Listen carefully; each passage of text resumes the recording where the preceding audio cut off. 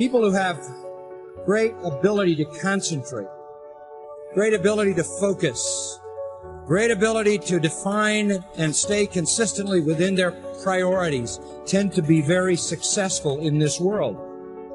And self-discipline is an essential component in that. Whether you're talking about some kind of academic achievement, some kind of musical achievement or athletic achievement or whatever it is, some achievement in the realm of business or the arts or science, generally comes to people who are very focused and who understand how to order their priorities. In a word, they are disciplined people. I've always been disciplined myself because I've always lived a disciplined life. I lived in a disciplined household, like there was no such thing as I don't want. So even now, if I wake up and I don't want to do something, I don't need someone to tell me to do it, so I'll do it anyway. Being a man is about not feeling things. It's about acting the way you're supposed to act, regardless of how you feel. We act. We're men of action.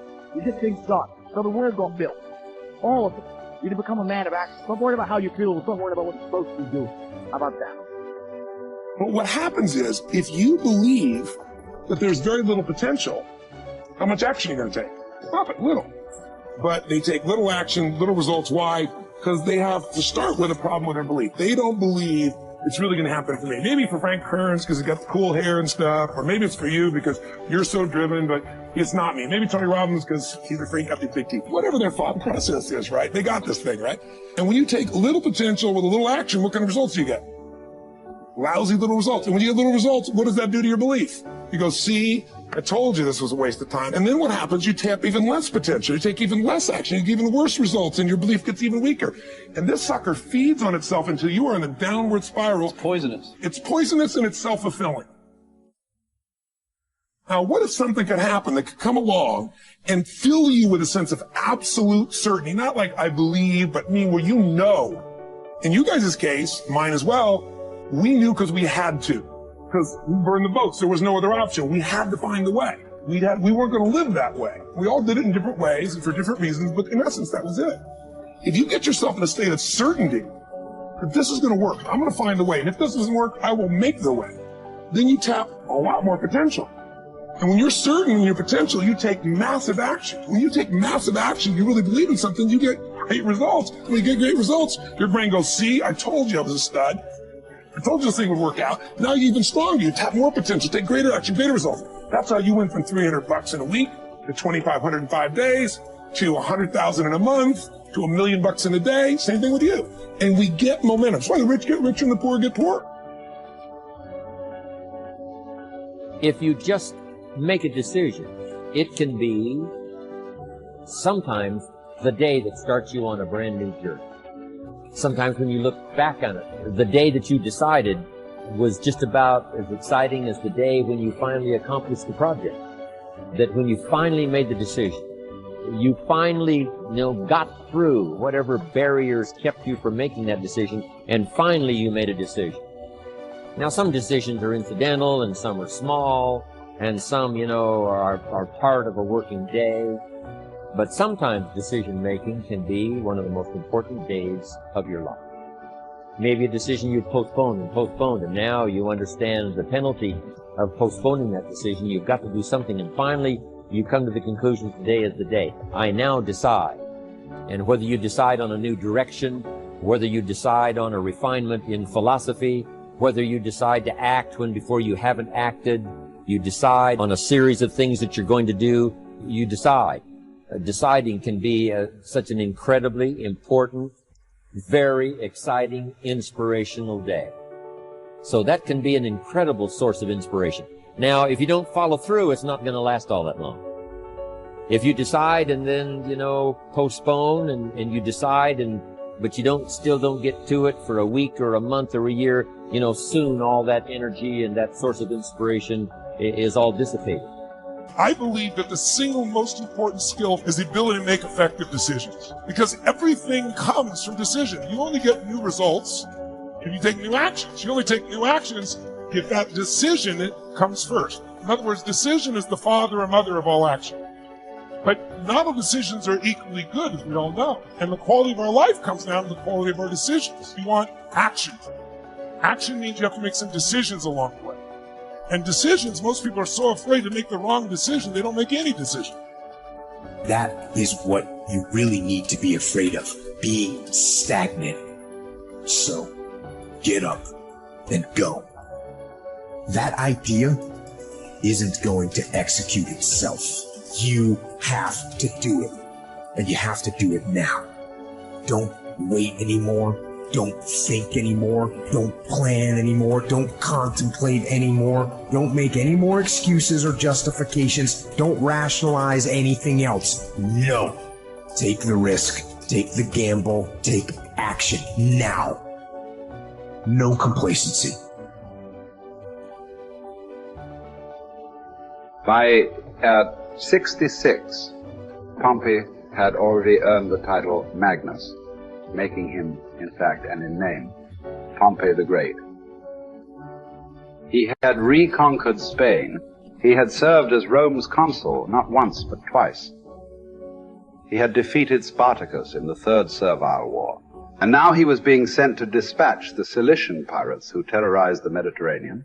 Before he left, he stopped for a private consultation with the Stoic philosopher Posidonius, one of the great minds of the ancient world. Posidonius's advice might have seemed rather redundant. Be the best and always superior to others, he had told the ambitious general, quoting a line from the Odyssey. But Posidonius wasn't talking about achieving more victories over the enemy. He was talking about conquering the self, not honors, but being honorable. Plutarch tells us about a far less famous general and statesman in Greece, many generations before Pompey. Despite his brilliance on and off the battlefield, Epaminondas was appointed to an insulting minor office in Thebes. In fact, it was because of his brilliance that he was put in charge of the city's sewers. Instead of being provoked or despairing at his irrelevance, a number of jealous and fearful rivals thought it would effectively end his career. Epaminondas took fully to his new job, declaring that it is not the office that brings distinction to the man. It is the man who brings distinction to the office. With hard work and earnestness, Plutarch wrote, he proceeded to transform that insignificant office into a great and respected honor, even though previously it had involved nothing more than overseeing the clearing of dung and the diverting of water from the street. Best is the person who adds shine to their accomplishments with their discipline, not the other way around. This is what Posidonius was trying to tell Pompey, although Pompey failed to fully realize it. In the end, it's not about what we do, it's about how we do it, and by extension, who we are.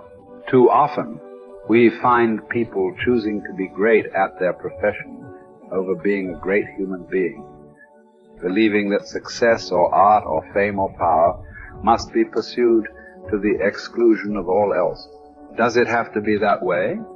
Does being loved have to be at odds with being lovely?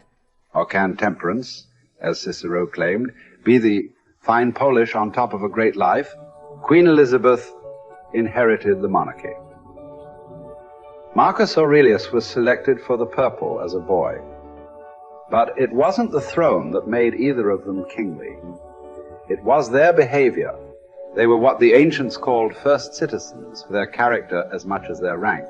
As Marcus said, his aim was never to be the most powerful king, never to conquer the most territory, or build the most beautiful buildings. Instead, he was after perfection of character, to live your last day, every day, without frenzy or sloth or pretense. It just happens that wonderful external accomplishments, like those achieved by Elizabeth and Marcus, can come out of internal endeavor. They are not the goal, they are the byproduct. Conquering the world is almost easy after we have fully conquered ourselves. Certainly fewer people have done the latter than the former. This is what you find when you study the true masters of any profession. They don't care much about winning, about money, about fame, about most of the things that have come their way as a result of their success. Their journey has always been towards something bigger. They aren't running a race against the competition. They are in a battle with themselves. Self-discipline has never been about punishment or deprivation. It is about becoming the best that you are capable of becoming. The battle to be the best has less to do with beating others and more to do with beating down those urges, those flaws, those selfish instincts that every human has. There was never enough for Pompey, nothing sacred. His endless ambition, his insane love of glory, as Posidonius called it, would ally him with Caesar, setting in motion the destruction of the republic he once loved. He would wake up to this Faustian bargain eventually and fight valiantly to preserve Rome, but it would be too late. He would be defeated by Caesar's armies at Pharsalus in a day, losing everything that he had acquired, and then shortly thereafter losing his life as well. His last words would quote another ancient playwright, Sophocles: "Whoever makes his journey to a tyrant's court becomes his slave, although he went there a free man. By chasing the wrong kind of best, fame, fortune, power winning, Pompey had chained himself to the worst. It cost him everything." As it does for all of us, when we compromise, when we relax our discipline, when we make exceptions and do what is expedient instead of what we know is right. History is replete with great conquerors. There are far fewer generals who were great people. Talented writers, groundbreaking scientists, incredible athletes, bold entrepreneurs. All these types are rare.